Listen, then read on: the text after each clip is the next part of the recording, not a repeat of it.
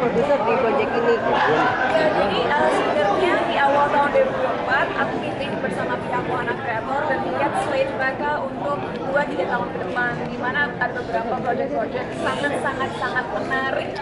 Salah satunya ya Agen Plus 62 ini, karena kenapa aku sangat tertarik dengan project ini specifically, karena kayak tadi udah ceritain, topiknya relatable banget bagi masyarakat Indonesia, tapi dikemas dengan cara yang lain dan mudah dicerna. Dan ketiga, aku pribadi sebagai aktris belum pernah main film komedi.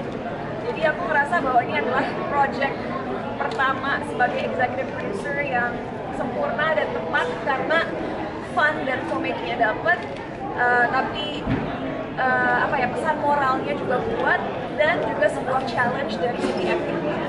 Gimana bagi tugasnya antara jadi eksekutif produser sama jadi aktris gitu? Sebenarnya nggak terlalu rumit ya, karena di sini aku sebagai executive producer. Jadi executive producer tentunya kita lebih menyepakati konsep garis besarnya dan juga tentunya perbudgetan ya. Syuting film tidak murah. Tapi kalau dari segi kreatifnya itu tentunya yang lebih turun tangan adalah produser, karena executive producer dan produser sebenarnya memiliki lingkup pekerjaan yang berbeda gitu. Tapi dari awal pembangunan konsep film ini memang aku, Kianyu, dan produser-produser lain ikut terlibat, dan suka banget. Menurut aku skripnya solid banget, dan juga pemain-pemain yang sudah dipilih sangat tepat dan ikonik semua. Kita ceritain dong itu workshop untuk latihan actionnya, karena kamu tuh kayaknya keren banget sih. Oh ya? Loncat, tendang kayak gitu, kayak bener-bener. Mungkin kebetulan teman-teman yang tahu mungkin aware bahwa akhir tahun lalu memang aku sudah berperan di sebuah series action, di mana dalam jangka waktu 2 minggu aku harus mempelajari belasan bahkan mungkin 20-an koreografi. Jadi saat masuk project ini, di mana syutingnya kita bulan November sama Desember, jadi tidak terasa sulit lagi. Dan memang di film ini Jessica, karakter aku, hanya ada mungkin 2-3 scene action. Jadi diberi waktu hampir sebulan untuk mempelajari 3 koreo itu nggak susah. Dan aku memang suka kalau disuruh apapun yang fisik, aku happy mengerjakannya. Jadi senang banget, terima kasih udah kasih kesempatan. Karakter Jessica ini juga nggak hanya centil dan shagil, tapi juga ada badassnya, bisa berantem, dan nggak hanya berantem aja, tapi berantem dengan seorang Barika Diah Pitaloka. Sempat cedera nggak sih?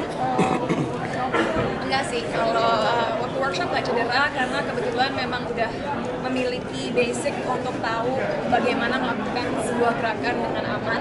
Dan juga dari pihak staffnya juga tentunya mereka udah mempersiapkan segala macam hal supaya jangan sampai pemain-pemainnya cedera. Jadi aman-aman, nggak ada cedera kalau aku pribadi.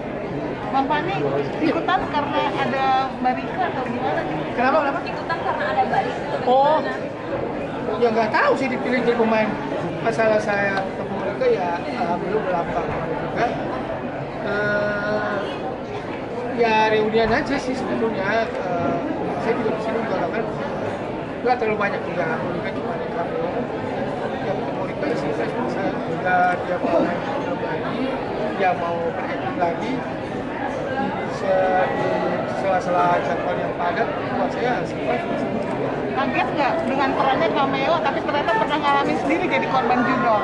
Gimana? Kaget nggak kalau misalnya walaupun jadi cameo, tapi kan tadi cerita bahwa pernah jadi korban judol gitu loh. Kan tidak ada kayak relate-nya gitu. Ya kaget juga gitu, tiba-tiba dikasih cameo. Ini karunya apa? Jadi pamannya si Kianyu dan korban judol. Wah, sedap juga ini. Ya sedikit banyak saya tahu soal judolnya. Memang juga, jadi kan memang lagi rame gitu kan. Yang menarik juga buat saya, jadi apa-apa lah, bukan ini apa. Penting tahu lah gimana ini korban, gimana rasanya. Ada pesan nggak mungkin? Yang udah Ya kalau pesannya, ini jangan coba-coba. Jangan aja coba-coba. Pokoknya itu. Jangan coba-coba. dan untuk nambahin aja, kayaknya di film ini kita bisa melihat bahwa hal ilegal seperti judol dan pinjol itu membuat kesenjangan ekonomi semakin lebar kan, yang miskin tambah miskin, yang kaya tambah kaya.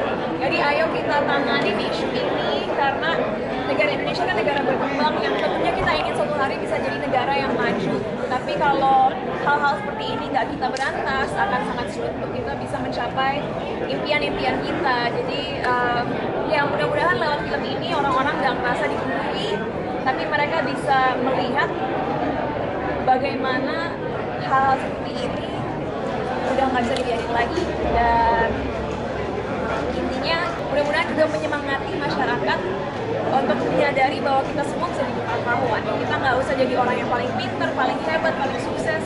Kita semua memiliki kekuatan, yaitu kekuatan untuk bersuara. Dan kalau kita berani dan konsisten, kita bisa kok berkontribusi terhadap perubahan ke arah yang lebih baik. Cinta, kenapa akhirnya bukan aku yang pilih ya isunya ya guys, dan disclaimer tadi para penulis sudah bilang bahwa film ini fiksi, jadi bukan terinspirasi oleh kasus atau orang tertentu, tapi memang aku tipe orang yang apalagi beberapa tahun terakhir kalau pilih project itu selalu berusaha pilih project yang memiliki pesan yang kuat. Jadi mau itu di film ini tentang judol atau kedepannya tentang isu-isu sosial lainnya, pasti aku sangat terbuka untuk berpartisipasi karena memang harapan aku sih setiap film dimana aku terlibat bisa ada pesan moral yang baik agar masyarakat tidak hanya terhibur tapi juga belajar. Ya, buat semuanya jangan lupa nonton Warga Plus 62. Agen Plus 62. Buat semuanya jangan lupa nonton Agen Plus 62 mulai tanggal 3 Juli di seluruh bioskop di Indonesia. Oke, terima kasih. Bisa di sini dulu. Tadi